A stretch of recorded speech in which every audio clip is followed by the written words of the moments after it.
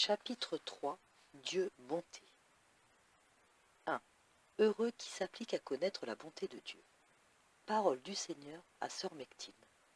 Celui qui méditera combien je suis bon s'attachera à moi pour jamais. Ô mon unique bien-aimé, disait sainte Mechtilde au Seigneur, qu'aimez-vous mieux que les hommes connaissent de vous? Le Seigneur répondit, ma bonté et ma justice, ma bonté, qui me fait attendre miséricordieusement l'homme jusqu'à ce qu'il se convertisse, à quoi je l'attire continuellement par ma grâce. Mais quand il ne veut absolument pas se convertir, ma justice réclame sa damnation. L'âme, et que dites-vous de votre charité? Le Seigneur, un fidèle ami, fait part de tous ses biens à son ami, et lui révèle ses secrets.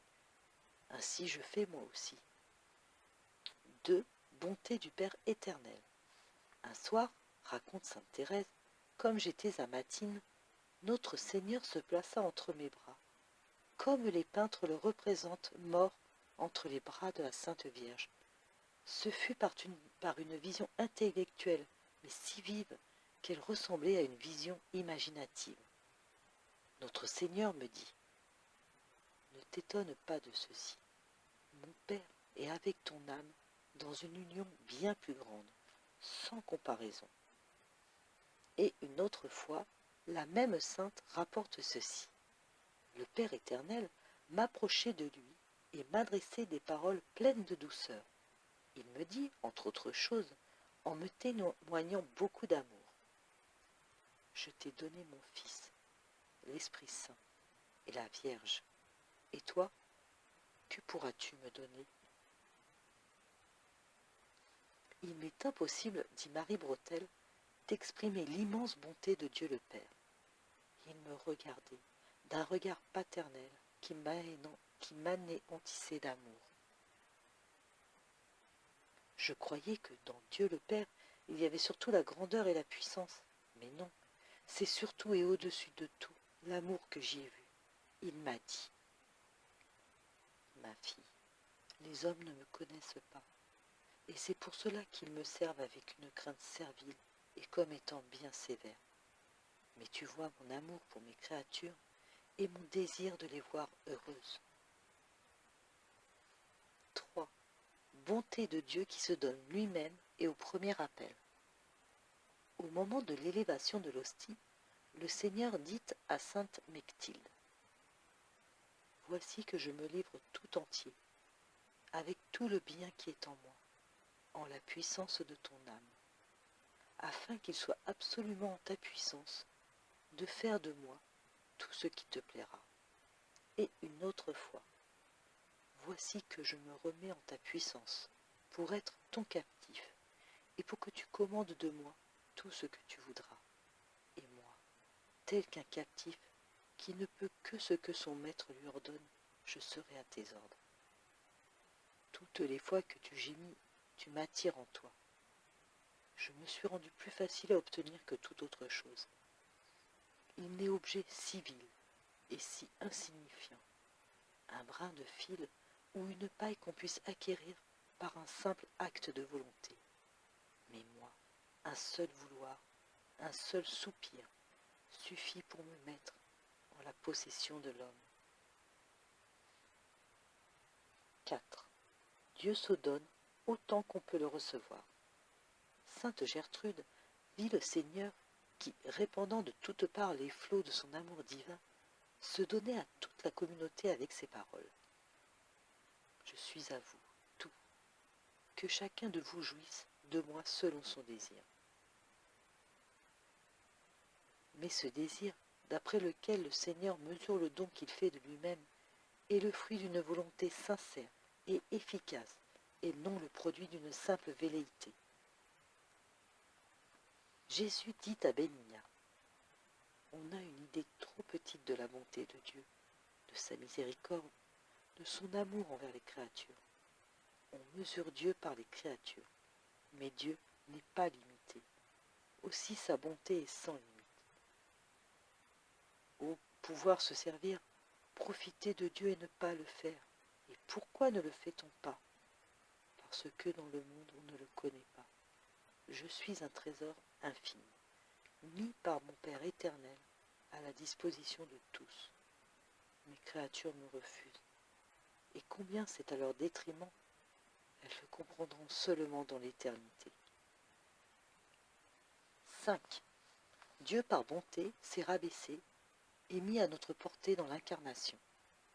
Le Seigneur a expliqué à sainte Brigitte pourquoi sa divinité ne s'était pas manifestée d'une manière éclatante. L'infirmité corporelle n'aurait pu la supporter. Si les yeux corporels voyaient la divinité, ils se fondraient comme la cire devant le feu. Et même si l'âme avait cette faveur de voir la divinité, le corps se fondrait et deviendrait comme de la cendre.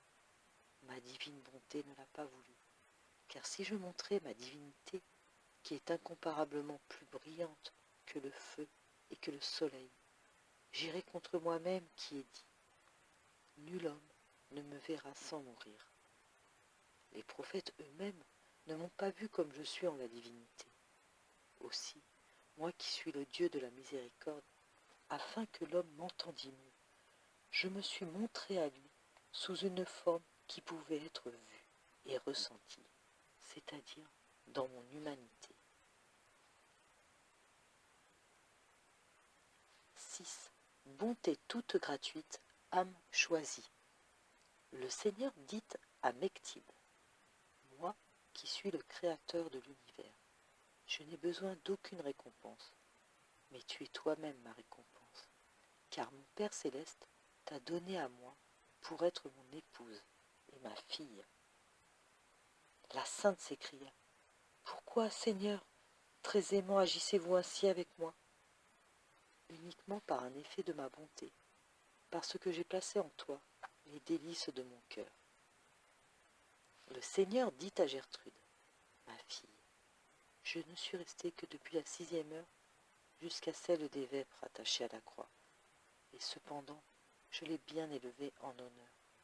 Vois, par là de quel bienfait je me propose de récompenser les cœurs où j'ai reposé des années entières. » À ces paroles, la sainte dit, « Hélas, je vous ai donné bien peu de contentement en mon cœur. » « Et quel contentement ai-je eu sur ce bois, répondit le Seigneur. Mais ma gratuite bonté, qu'il a choisie de préférence à d'autres, m'a induit à l'honorer. De même, je récompenserai ceux que j'aurai choisis par un effet gratuit de ma bonté. Dieu est maître de ses dons. 7. Le confesseur de Françoise de Bonnat, la reprenant sévèrement, lui dit qu'il était à craindre que toutes ses visions et ses révélations ne fussent des tromperies du démon. « Dis de ma part à ton confesseur, dit le Seigneur à l'humble religieuse, n'est-il pas en mon pouvoir de faire de mes servantes ce qu'il me plaît ?» 8. Bonté qui n'oublie personne sur cette terre. Il n'y a personne au monde, dit le Seigneur à sainte Brigitte, quelque enraciné qu'il soit avec le diable, que le bon esprit ne visite quelquefois et ne lui excite et émeuve le cœur. Il n'y a personne aussi, quelque bon qu'il soit, que le diable ne tourmente pas par quelque tentation. 9. Bonté qui accroît ses dons selon les efforts de l'âme.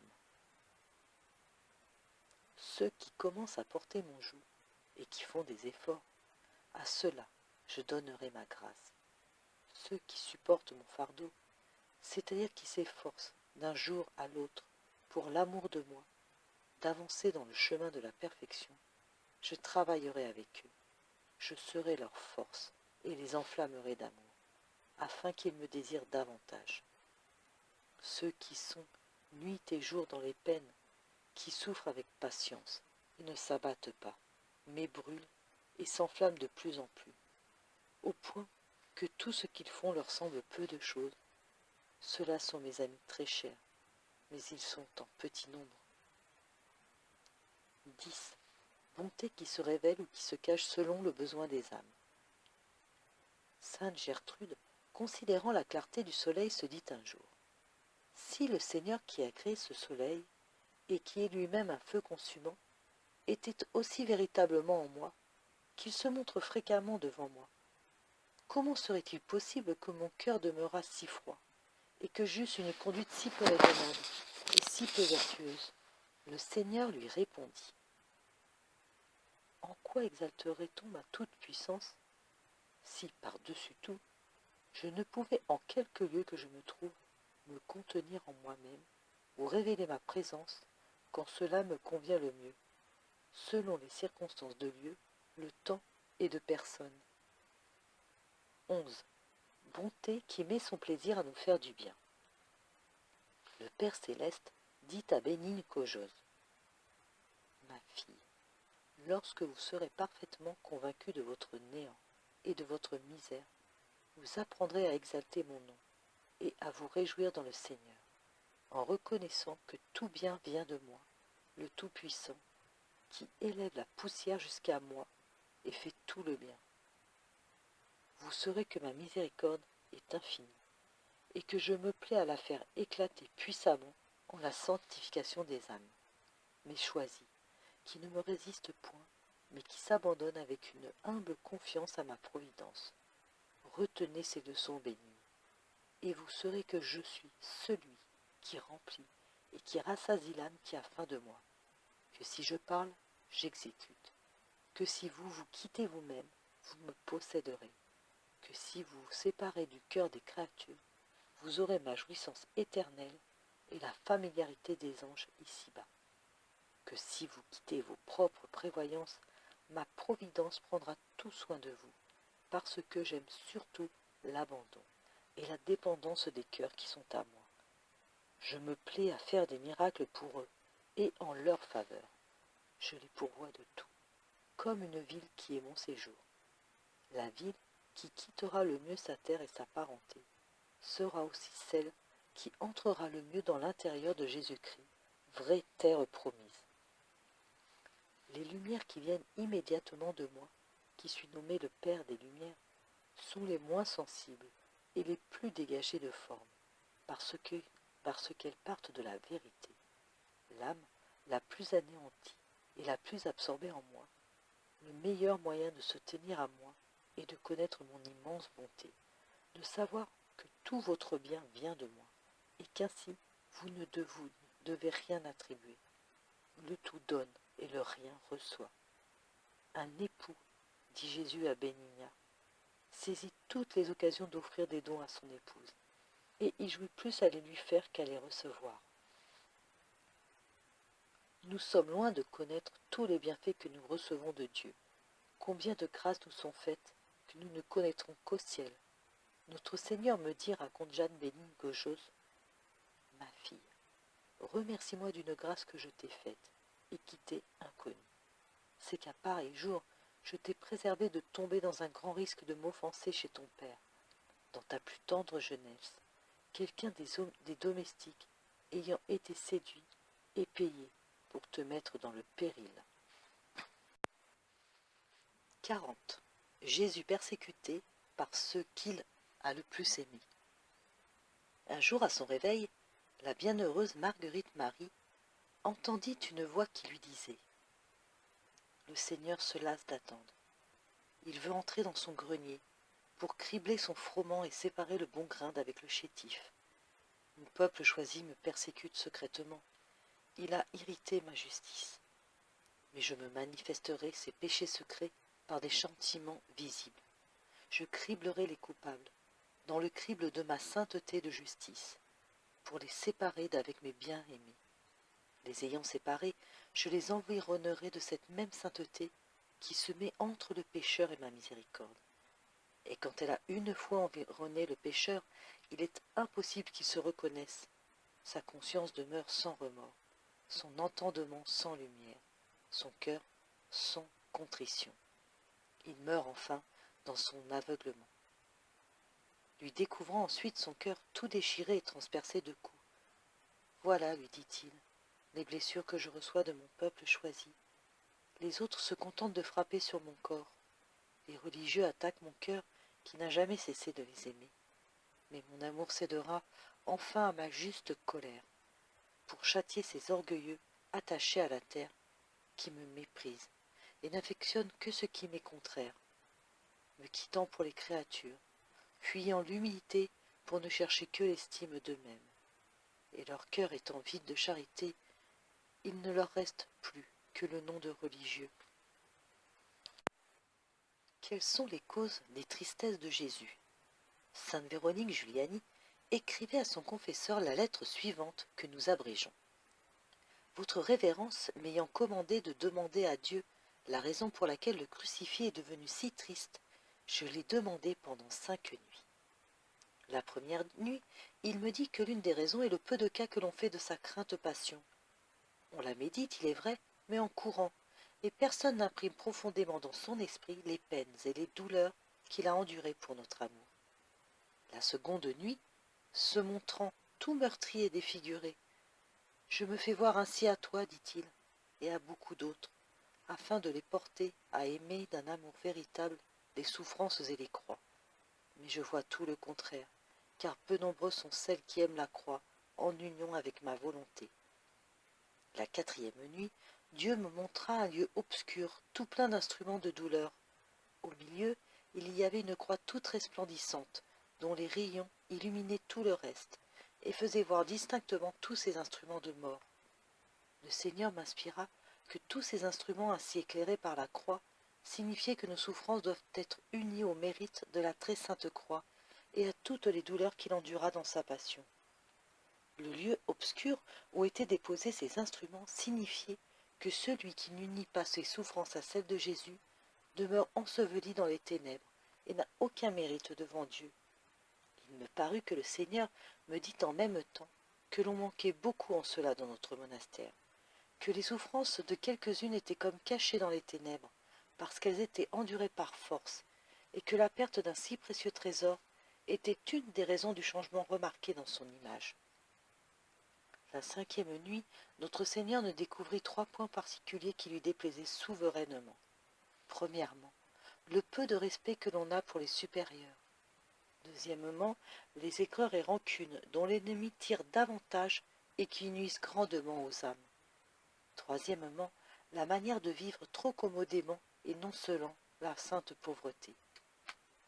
Cette nuit, rapporte ailleurs la même sainte, le Seigneur m'a fait connaître que maintenant, dans le monde entier, il n'y a que péché. Tous me fuient et feignent de ne pas entendre mes appels et mes inspirations. Alors, il m'a fait voir une multitude d'âmes entraînées par le démon, et il m'a fait comprendre que c'étaient des âmes de religieux. Je te les fais voir, dit-il, afin que tu aies à cœur de prier pour eux. Il y en a que tu reconnaîtrais, mais je ne veux pas te les manifester. Gertrude Marie reçut, elle aussi, plus d'une fois les plaintes du doux Seigneur.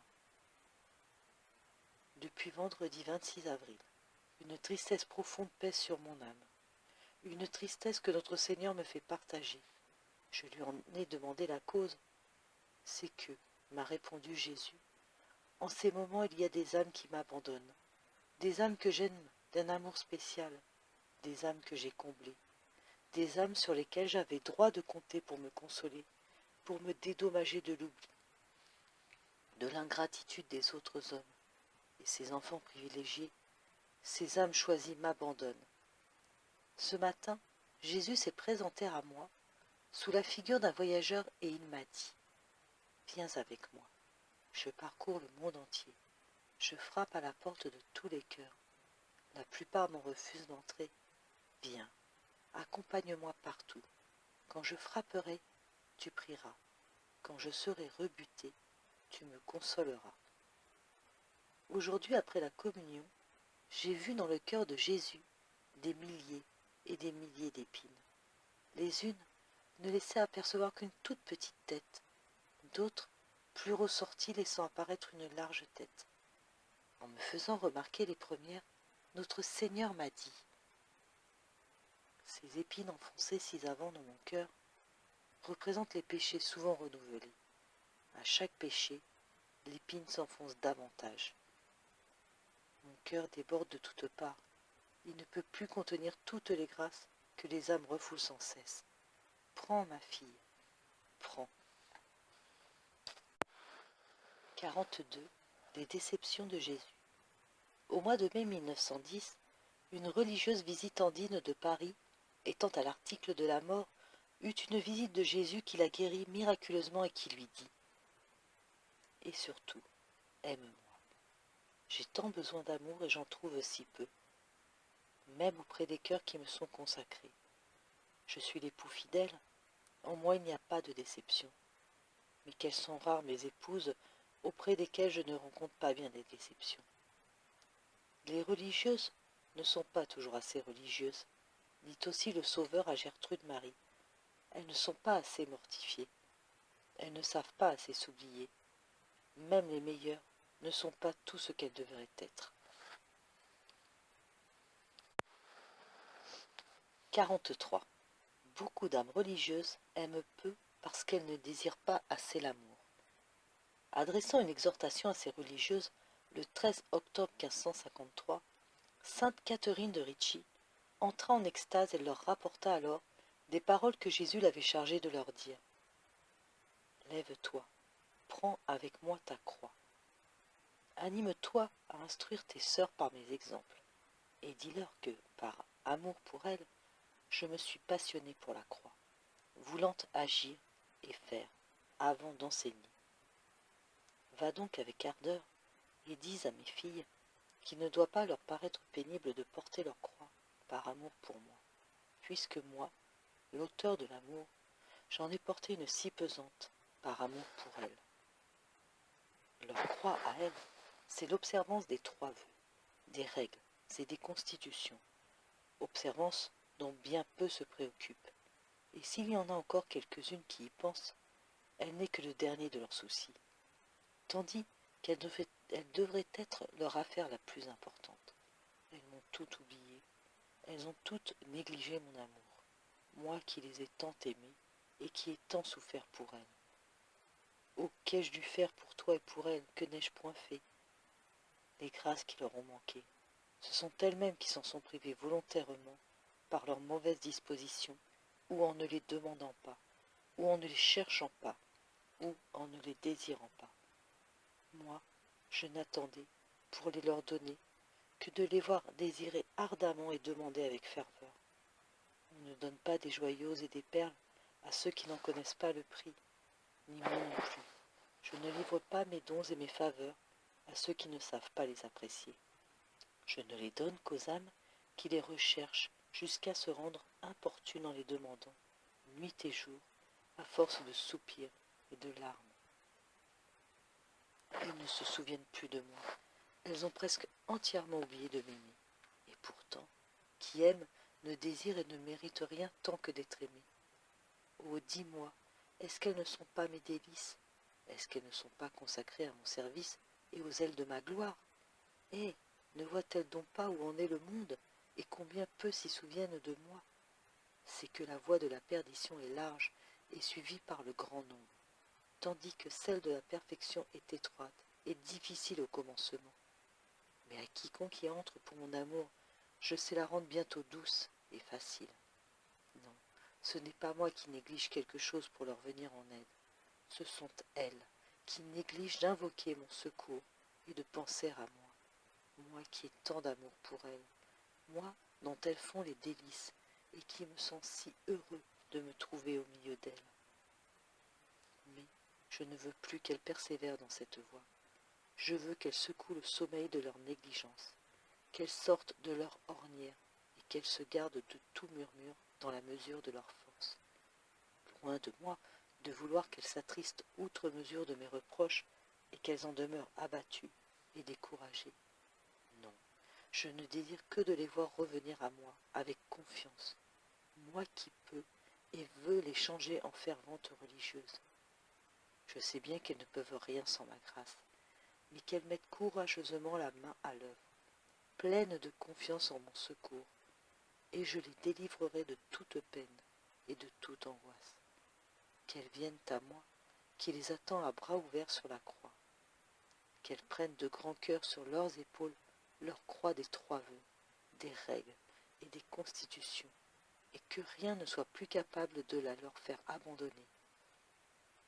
Qu'elles l'étreignent vigoureusement avec les mains des bonnes œuvres, à l'exemple de tant de vierges saintes qui ont renoncé à toutes les choses du monde et à elles-mêmes pour mon amour, et qui ont sacrifié leur propre vie dans un saint et généreux martyre.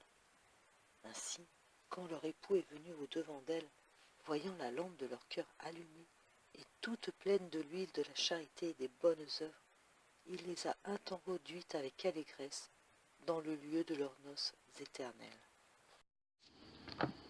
23. Bonté qui récompense les moindres actes d'amour. Ayant lancé vers le Seigneur des paroles de tendresse, l'humble Gertrude se demandait si son indignité ne rendait pas insipide au bien-aimé ses protestations d'amour. Le Seigneur la rassura en ces termes. Qu'importe la nature du vase où l'on agite les parfums, pourvu qu'ils exhalent toujours la même odeur.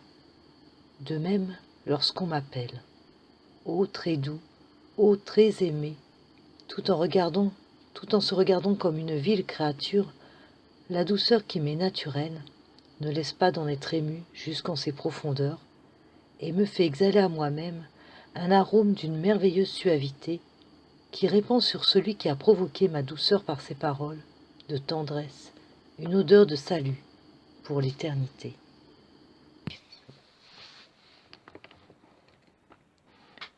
Comme ses sœurs s'inclinaient profondément en récitant à l'office ces mots « Verbum caro factum est », elle entendit que le Seigneur lui disait « Chaque fois qu'une personne s'incline à ce mot, avec une pieuse reconnaissance, me remerciant de ce que, par amour pour elle, j'ai daigné me faire homme, autant de fois, pressé par ma propre bonté, je m'incline à mon tour vers elle, et du plus profond de mon cœur, j'offre en double à Dieu les fruits de ma bienheureuse humanité pour ajouter à sa béatitude éternelle. » Un jour, qu'à l'office de la nuit, bien qu'elle l'eût récité avec une dévotion sincère, elle n'avait pas reçu les lumières très élevées qui d'ordinaire lui étaient communiquées.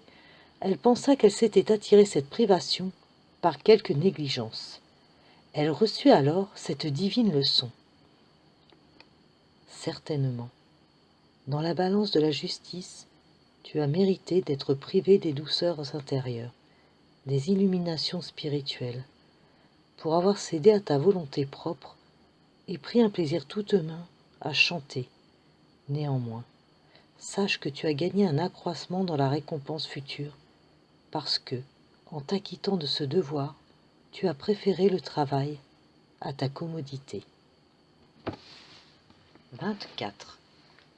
Bonté qui récompense même le bienfait par des créatures coupables. Dieu le Père donna à sainte Catherine de Sienne cette instruction.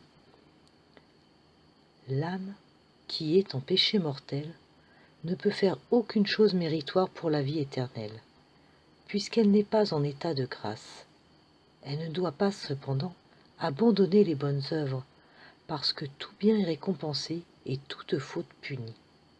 Le bien, fait en dehors de la grâce, ne sert pas à la vie éternelle, comme je viens de le dire, mais ma divine bonté et ma justice donnent une récompense imparfaite, comme est imparfaite l'œuvre que l'âme me présente.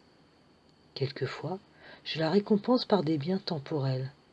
Quelquefois, je lui accorde la vie de la grâce par le moyen de mes serviteurs que j'aime et que j'écoute.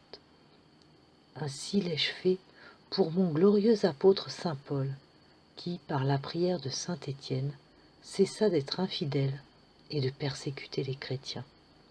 En quelque état que l'homme se trouve, il ne doit jamais cesser de bien faire. 25. Bonté qui récompense les vertus en faisant pratiquer de plus grandes. Mechtilde demandait au Seigneur pourquoi le comte B avait été choisi pour fondateur de sa communauté. Le Seigneur répondit : c'était un homme d'un cœur doux et bienveillant. Tout ce qu'il a pu commettre de péché, il l'a fait sans malice. C'est pourquoi ma sagesse a trouvé pour lui cette voie de salut, car j'aime beaucoup un cœur bienveillant, tandis qu'un péché commis par malice devient un lourd fardeau pour l'âme. Et comme celui-ci a fondé ce monastère, non pour la faveur des hommes, mais pour ma gloire et le salut de mon âme, et qu'il a fortement aimé la congrégation, par un endroit spécial, il s'est acquis les mérites de chaque personne et jouit des biens de tous, comme des siens propres. 26. Bonté qui accepte la bonne volonté par le fait. Le Seigneur dit à Gertrude: j'ai accepté ta bonne volonté pour le fait, car ma bonté toujours désintéressée exige que lorsqu'une personne s'est proposé sincèrement quelque bonne œuvre ou quelque dévote pratique, quoique, par fragilité humaine ou par un autre motif, elle n'en fasse rien, je ne laisse pas d'avoir égard à sa bonne volonté, de l'accepter pour le fait et d'en l'en récompenser largement. Mechtilde, entendant lire dans l'Évangile ces paroles, « Simon, fils de Jean, m'aimes-tu plus que ceci ?» fut ravie en esprit et se trouva en présence du Seigneur qui lui dit: « Je vais aussi t'interroger, et tu me répondras dans toute la sincérité de ta conscience.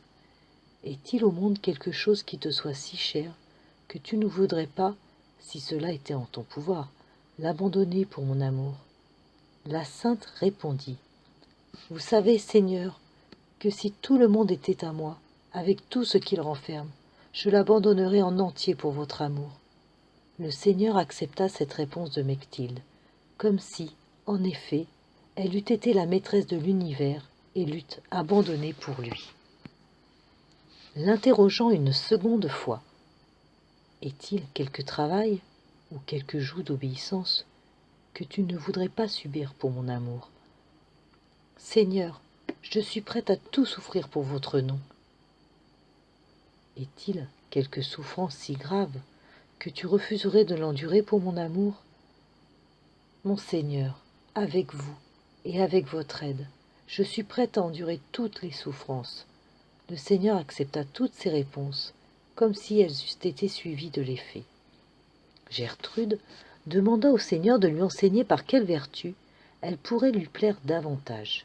Le Seigneur lui répondit: « Puisque l'Esprit Saint et la bonne volonté, applique-toi donc à avoir cette bonne volonté, et ainsi tu pourras posséder ce que chaque vertu a de beauté et de perfection spéciale, car par la bonne volonté, on gagne plus que l'on pourrait jamais le faire par des œuvres. Celui qui a la bonne volonté de me louer, de m'aimer par-dessus toute créature, de me rendre grâce, de compatir à mes douleurs et de pratiquer toutes les vertus de la manière la plus parfaite, s'il le pouvait, celui-là sera infailliblement récompensé par ma divine libéralité, et même plus largement que celui qui accomplirait l'œuvre de fait sans avoir la même bonne volonté. 27. Bonté qui aime mieux regarder la sainteté future que les défauts présents. Le Seigneur dit à Mechtilde, qui priait pour une personne plongée dans la tristesse: « S'il lui vient à l'esprit qu'elle n'est pas du nombre des élus, qu'elle fasse comme un homme qui serait dans une vallée obscure. Si cet homme était désireux de voir le soleil, il monterait de la vallée sur la colline et sortirait ainsi des ténèbres. Elle, de même, lorsqu'elle est plongée dans les ténèbres de la tristesse, qu'elle gravisse la montagne de l'espérance et qu'elle me regarde des yeux de la foi, moi, le céleste firmament, dans lequel sont fixées comme des étoiles les âmes de tous les élus. Quoique ces étoiles soient obscurcies par les nuages du péché et les brouillards de l'ignorance, elles ne peuvent toutefois s'obscurcir dans leur firmament, c'est-à-dire dans ma divine clarté, parce que les élus, bien que parfois enveloppés de péchés énormes, sont toujours regardés par moi, dans ma charité en laquelle je les ai élus, et dans cette clarté où ils doivent parvenir. C'est pourquoi il est bon qu'on se rappelle souvent avec quelle bonté gratuite on a été élu par moi, par quel secret et merveilleux jugement je regarde comme injuste celui qui est en plein péché. Avec quel amour j'ai changé en bien tout ce qui était mal en lui, et qu'on me bénisse, moi, l'éternel firmament des élus. 28. Le chef-d'œuvre de la bonté divine est de conduire l'âme à la perfection. Dans toute l'œuvre de la rédemption, dit le Seigneur à Gertrude, je me suis plus servi de la sagesse et de la bonté que de la puissance et de la majesté. Et cette sagesse, unie à la bonté, brille surtout en ce que je souffre les imparfaits, jusqu'à ce que je les conduise, par leur libre choix, de leur volonté, à la voie de la perfection. 29. Bonté qui nous fait d'autant plus de bien qu'on nous fait plus de mal. Le Seigneur dit à Gertrude, « On te fait quelquefois de la peine en parlant mal de toi. Eh bien, des paroles de tes détracteurs, fais-toi autant de vertu. Et lorsque tu en seras orné, tu pourras venir à moi, et ma compassion aidant, je te recevrai avec bonté. Plus on blâmera sans raison ta conduite, plus mon cœur te donnera de témoignages d'amour, parce que cela te rendra toute semblable à moi, dont on ne sait plus à mal interpréter toutes les actions. 30. Bonté qui nous apprend à nous servir de l'amour infini. M'est-il de prier pour une personne qui s'était plainte à elle de la peine qu'elle ressentait de ne pas assez aimer son Dieu et de ne pas le servir avec assez de dévotion. La sainte en conçut elle-même une grande tristesse, se croyant de tout point inutile, puisque Dieu, qui lui avait conféré de si grands bienfaits, n'était pas aimé comme il devait l'être. Le Seigneur lui dit, « Allons, ma bien-aimée, ne t'afflige pas. Tout ce qui est à moi est à toi. » La sainte reprit, « Si vraiment tout ce qui est à vous est à moi, votre amour est donc mon amour, et l'amour c'est vous. Ainsi que le dit saint Jean, Dieu est amour. Je vous offre donc cet amour, afin que par lui soit suppléé tout ce qui me manque. » Le Seigneur accepta cette offrande et lui dit, « Tu feras très bien de la sorte. Et lorsque tu voudras me louer ou m'aimer, et que tu ne pourras accomplir ton désir, tu diras, « Bon Jésus, je vous aime, et pour tout ce qui manque à mon amour, je vous prie d'offrir pour moi, à votre Père, l'amour de votre cœur. » Tu diras à la personne pour laquelle tu pries de faire de même. Et si elle y revient 1000 fois par jour, autant de fois, j'offrirai pour elle mon amour, au Père, sans lassitude, ni ennui. 31. Bonté qui répare nos négligences et supplée à notre impuissance. Sainte Gertrude, ne pouvant mettre dans la récitation de l'office divin toute l'attention et toute la ferveur qu'elle désirait, en était tout affligée. Le Seigneur, ne pouvant souffrir qu'elle fût triste, lui présenta son cœur divin sous la forme d'une lampe ardente, lui disant, « Voilà que je présente aux yeux de ton âme mon très doux cœur, l'organe de l'adorable Trinité. Tu lui remettras avec confiance pour qu'il y supplée tout ce que tu ne peux accomplir parfaitement toi-même. Et de la sorte, mes yeux ne verront rien en toi qui ne soit de la dernière perfection. Car de même qu'un fidèle serviteur est toujours à la volonté de son maître, ainsi mon cœur sera désormais toujours à ta disposition, pour réparer à toute heure tes négligences. » Cette bonté du Seigneur remplit la sainte d'admiration et d'épouvante, mais lui, l'encourageant par cette comparaison, lui dit, « Si, ayant une voix sonore et flexible, et de plus aimant beaucoup à chanter, tu étais avec quelqu'un dont la voix serait désagréable et qui ne saurait pas chanter, tu serais indigné s'il ne voulait pas te laisser exécuter ce que tu peux rendre si facilement, et que lui ne peut qu'à grande peine faire entendre. Eh bien, mon cœur divin, qui connaît la faiblesse et l'inconstance de l'homme, désire d'une ardeur incroyable que tu l'invites, sinon de paroles, au moins de quelques signes à te remplacer et à exécuter pour toi ce que de toi-même tu es complètement incapable de faire. Car pour pouvoir et savoir l'accomplir, il a une vertu toute puissance et une sagesse inscrutable. Et la douceur et la bonté qui lui sont naturelles font qu'il n'a qu'un désir qui est de s'en acquitter avec joie et bienveillance. L'aimable Sauveur rassura de la même manière sainte Luthgarde. Âme troublée, ne te bouleverse plus l'esprit en récitant tes heures. Tes prières ont été exaucées et sont montées jusqu'à Dieu comme un agréable encens. Ne crains rien, moi-même je suppléerai à ce qui te manque. 13. Bonté qui attend le moment le plus opportun. Pour communiquer ses grâces. Ma fille, dit le Seigneur à Madeleine Vigneron, j'ai vu autrefois mon Père porter à faire sur toi de grandes décharges de ses grâces pour le grand amour qu'il te portait.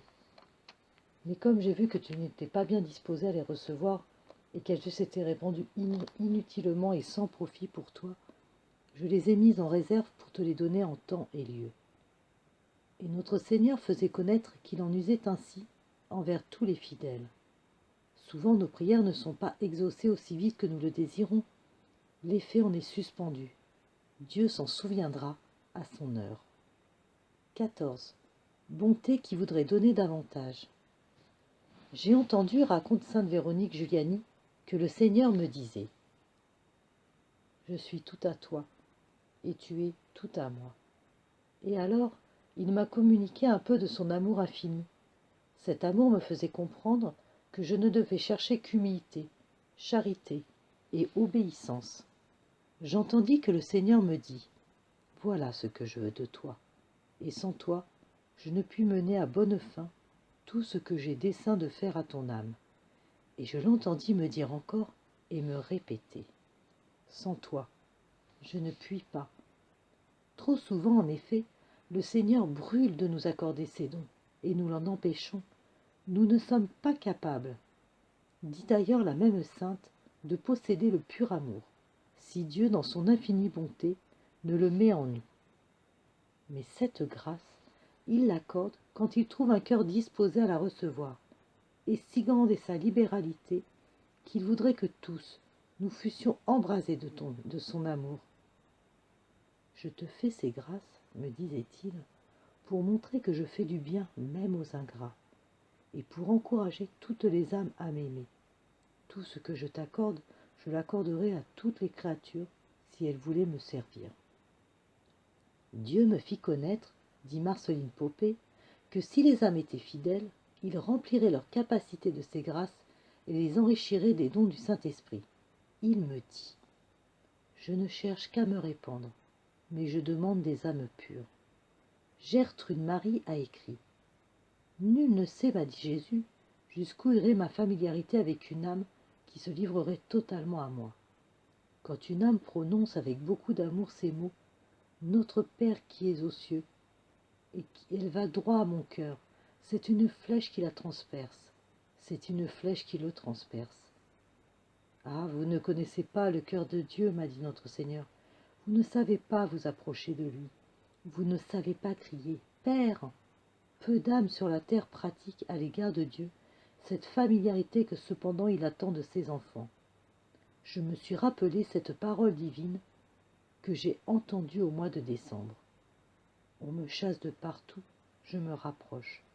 On ne veut pas que je sois connu, je me découvrirai aux âmes, je me communiquerai à elles. 15. Quand Dieu demande, c'est pour donner. Sainte Gertrude, voyant le Seigneur dans sa gloire, les mains pleines de présents, mais ne pouvant distinguer à quoi il paraissait si fort occupé, l'interrogea et il répondit. Je distribue des dons. Veux-tu m'offrir aussi ce que tu as gagné de mérite pour accroître cette libéralité que je te fais ? La sainte aussitôt offrit au Seigneur non seulement ses biens, mais ceux de toute la communauté, et le Sauveur lui dit avec bonté, « Attache-toi à moi seul, et jouis de toute la douceur de ma grâce. 16. Bonté qui sert des âmes saintes pour répandre ses grâces sur les autres. Le Seigneur a maintes fois déclaré à sainte Gertrude qu'elle serait le canal de ses grâces. Ma bonté naturelle me fait toujours pencher vers ceux qui sont les meilleurs, et en les embrassant de toute ma divinité, je cache les moins parfaits sous ceux qui le sont davantage. Quiconque sous le poids de la peine et de la tristesse s'en viendra en toute vérité et simplicité chercher la consolation dans tes paroles ne sera jamais frustré dans son attente, parce que je veux, moi, Dieu, résidant en toi, suivant l'irrésistible impulsion de ma tendresse et de mon amour, je veux par toi répandre mes bienfaits sur un grand nombre, et la joie que ton cœur en ressent est vraiment puisée dans la source surabondante du divin cœur. Je prendrai à me servir toujours de ton cœur comme d'un canal, par où je verserai de la source jaillissante de mon très doux cœur des torrents de divine consolation sur tous ceux qui se disposeront à recevoir ces effusions, c'est-à-dire qui auront recours à toi avec confiance et humilité.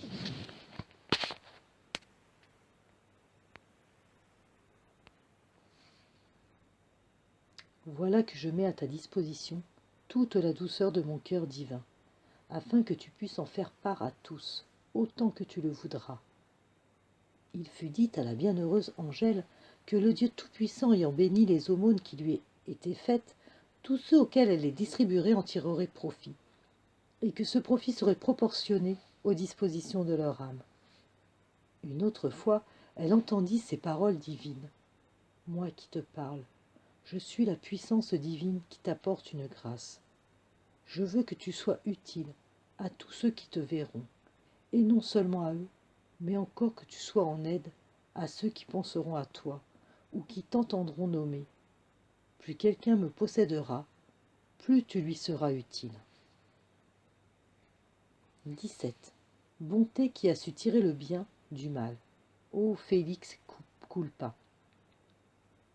Si Adam n'eût pas péché, dit le Père éternel à sainte Madeleine de Pasie, et que le Verbe ne fût pas mort pour vous, vous n'en auriez pas moins joui de la gloire éternelle, mais dans une mesure plus restreinte.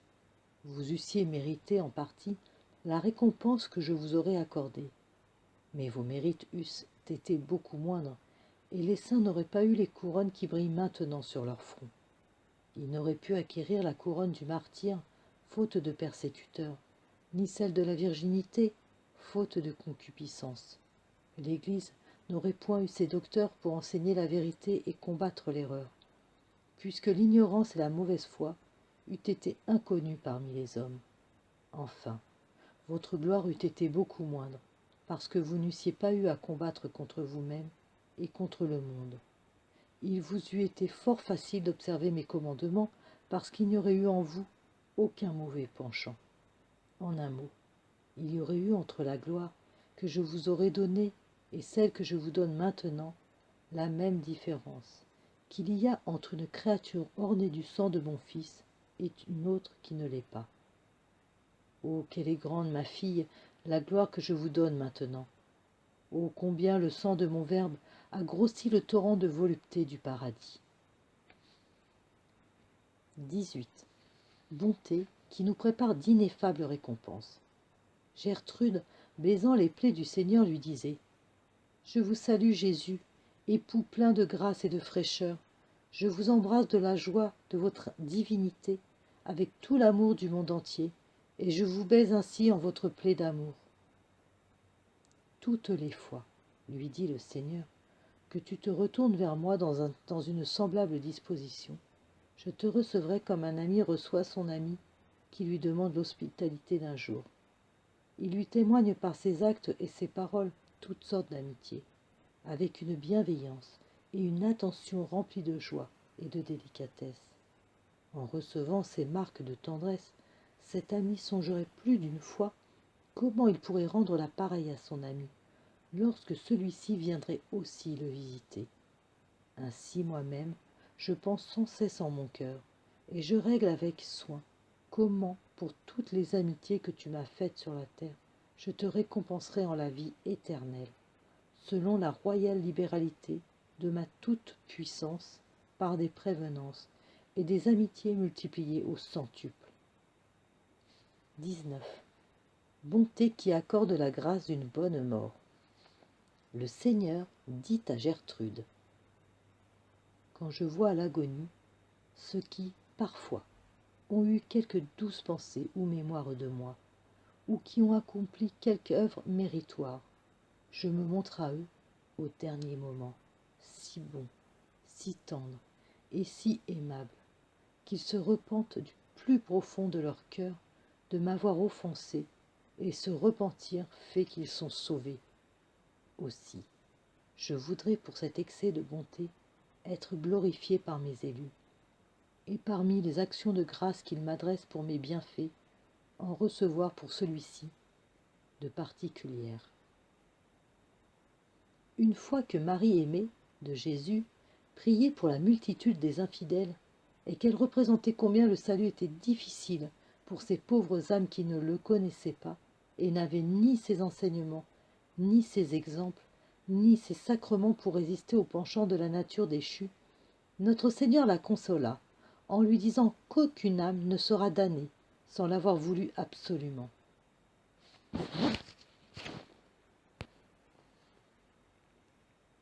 Un jour, que la pensée du mystère de la prédestination causait à sainte Rose de Lima le plus grand effroi, Jésus lui dit: ma fille, je ne condamne que ceux qui veulent être condamnés. Bannissez donc de votre esprit, à partir d'aujourd'hui, toute inquiétude sur cet article. La sœur Mechtilde rapporte cette parole du Seigneur: je te dis en vérité qu'il y en a un plus grand nombre dans la Sainte Église qui vont après leur mort au ciel qu'il n'y en a qui descendent en enfer éternel. La justice, néanmoins, retient toujours ses droits. Je n'enlève jamais de ses mains les fautes commises en sa présence, mais je veux, avant tout, venir comme un père à l'âme accablée sous son fardeau. Si je découvre en elle quelque bien et pas de désespoir, j'y suis comme forcé par les sentiments paternels que je ressens pour les fils que j'ai engendrés. Jésus dit à Marie de Jésus crucifié: ce n'est pas moi qui choisis l'enfer pour vous. Vous faites ce choix vous-même. Pas une âme ne se perd sans que je lui ai parlé 1000 fois au cœur. Il dit de même à Benigna Consolata: celui-là se perd qui le veut, et qui le veut obstinément, en dépit des efforts répétés, des efforts amoureux de ma grâce pour le conduire au bien. 20. Dieu ne laisse pas facilement se perdre les âmes qui lui ont coûté si cher. Mechtilde priait pour une personne et disait: mon Seigneur, je vous demande d'en agir miséricordieusement avec elle, à ces derniers moments, en lui donnant l'assurance de rester avec vous. Quel est l'homme sage qui jetterait et détruirait un trésor aimé, à qui à force de travail, répondit le Seigneur. La même sainte, demandant pour une de ses sœurs en religion qu'elle eût à ces derniers moments un avant-goût de la vie éternelle, savoir l'assurance de n'être jamais séparée de son Dieu, reçut une réponse aussi consolante. Quel est le marin qui, après avoir heureusement amené ses biens au port, les jetterait alors volontairement à la mer? 21. Bonté qui tient compte des bonnes intentions. Une dame avait consacré à Dieu son enfant, même avant sa naissance, et voulut que si c'était une fille, elle fût fiancée à Dieu. Mais l'enfant mourut dans la 2e année de son âge. Son âme apparut à Mechtilde comme une vierge très belle, et lui dit: tous les dons que je devais recevoir du Seigneur, si réellement j'avais pris l'habit religieux, il me les accorde maintenant par un effet de sa grande libéralité. Et j'ai en plus une récompense particulière pour avoir été consacrée à Dieu dès le sein de ma mère. Comme cela étonnait beaucoup Mechtilde, le Seigneur lui dit: pourquoi t'étonner? Est-ce que les enfants baptisés ne sont pas sauvés par la foi d'autrui? J'ai accepté la volonté bien déclarée de la mère pour le fait, et je récompense, dans son enfant, tous les biens qu'elle lui avait désirés. Mais pourquoi, mon bien-aimé, avez-vous si tôt enlevé cet enfant? Elle était si aimable, répondit le Seigneur, qu'il n'était pas expédient pour elle de rester sur la terre. Ensuite, son père, après la mort de son aîné, aurait annulé le vœu de sa mère et l'aurait gardé pour le siècle. 22. Bonté qui récompense le dévouement de ceux qui se dépensent pour les amis de Dieu. L'intendant des religieuses d'Elfta se donnait beaucoup de peine et de fatigue pour bien gérer les affaires du monastère. Sainte Gertrude, priant le Seigneur de l'en récompenser, reçut cette réponse. Son corps qui s'épuise, si souvent de fatigue pour moi en de tels travaux, est pour moi comme un trésor, dans lequel je mets en dépôt autant de pièces d'argent qu'il fait de mouvements pour satisfaire à la charge qu'il a reçue. Et son cœur est un coffre-fort dans lequel je me plais à déposer une nouvelle pièce d'or, chaque fois qu'il recherche comment pouvoir pour ma gloire aux besoins de ceux dont il est chargé. Sainte Gertrude fit remarquer que cet homme n'était cependant pas poussé par des motifs tout désintéressés, et qu'au désir de faire son devoir se mêlait aussi celui d'obtenir pour lui-même quelques gains. Sa volonté, reprit le Seigneur, est tellement soumise à ma volonté divine que je suis toujours la cause principale de ses actions. C'est pourquoi, dans toutes ses pensées, ses paroles et ses actions, il gagne un fruit inestimable. Néanmoins, s'il procédait dans chaque affaire avec une intention plus pure, ses œuvres deviendraient d'un plus grand prix, autant que l'or l'emporte sur l'argent. Enfin, si, avec une intention plus pure encore, il dirigeait vers moi ses pensées et ses sollicitudes, elles en deviendraient d'autant plus belles et plus nobles qu'un or pur et raffiné vaut mieux qu'un or vieilli et obscurci. 32. Bonté qui fait ce que nous aurions dû faire. Un vendredi soir, Gertrude, regardant le crucifix, fut saisie de douleur d'avoir passé ce jour sans se rappeler, à chaque heure, ce que le Sauveur avait souffert pour son amour, et elle lui en exprima son plus profond regret. Jésus lui répondit de la croix. Ce que tu as négligé, je l'ai fait pour toi. À chaque heure, j'ai recueilli en mon cœur ce que tu aurais dû recueillir dans le tien. J'attendais, avec une grande impatience, l'heure où tu devais me dire ton regret. Appuyé sur ce sentiment que tu m'exprimes, je veux offrir à Dieu, mon Père, tout ce que j'ai suppléé pour toi en ce jour, parce que, sans ton intention, tout ce que j'ai fait ne pourrait te profiter. 33. Bonté qui efface les taches des âmes. Sainte Gertrude dit au Seigneur: où sont donc les taches produites par l'impatience que j'avais en mon cœur et que j'avais tant soit peu manifestées dans mes paroles? Le feu de ma divinité les a totalement consumées, dit le Seigneur, comme c'est ma coutume de consumer toutes les tâches et de corriger toutes les difficultés dans une âme vers laquelle je m'incline gratuitement, poussée uniquement par ma bonté. 34. Bonté qui nous ramène à la présence de Dieu. Le Seigneur dit à Gertrude: lorsque tu veux saisir quelque objet, tu étends la main, et lorsque tu as pris ce que tu voulais, tu la retires à toi. Ainsi moi-même, tout languissant d'amour pour toi, quand tu te dissipes aux choses extérieures, pour te reprendre, je te présente mon cœur. Puis, lorsque, m'obéissant, tu rentres en toi-même pour t'occuper de moi, je retire à moi mon cœur avec toi, et je t'offre en lui la douceur de toutes les vertus. 35. Bonté qui réconforte. Le 22 août 1815, Elisabetta Canori pleurait ses infidélités et si vive fut sa douleur que son cœur fut sur le point d'éclater. Il lui sembla que ce fût un miracle qu'elle n'en mourût pas. Soudain, elle entendit la voix très suave du Seigneur qui lui dit « Ne t'étonne pas de ta misère, tourne tes yeux et regarde. » Je regardai, écrit la servante de Dieu, et je vis présente devant moi, et comme alignées en bon ordre, toutes les bonnes œuvres que, avec la grâce de Dieu, j'ai accomplies depuis le premier usage de ma raison jusqu'aujourd'hui. Écris, continua mon doux Seigneur, écris les bons effets qu'a produits en moi ta grâce. À ces mots, je me mis à pleurer abondamment, et je le suppliai de ne pas exiger de moi pareille obéissance.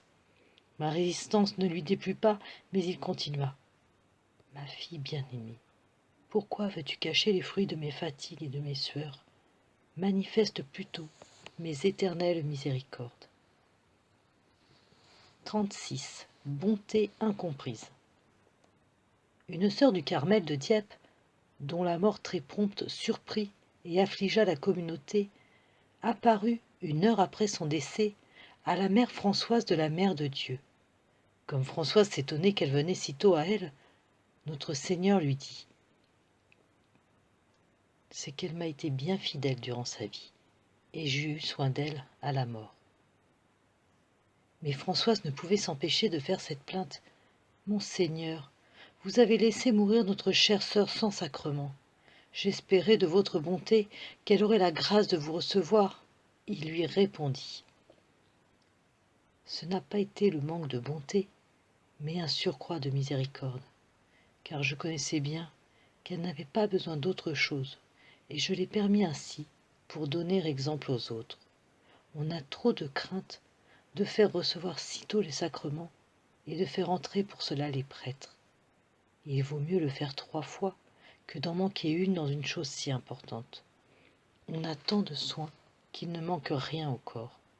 Il faut avoir encore bien plus le soin pour les âmes. » Puis comme Françoise le priait pour la défunte, il lui dit « Je la récompenserai bien des vertus qu'elle a pratiquées, qui n'ont point paru aux créatures, mais bien devant moi, à qui rien n'est caché. » 37.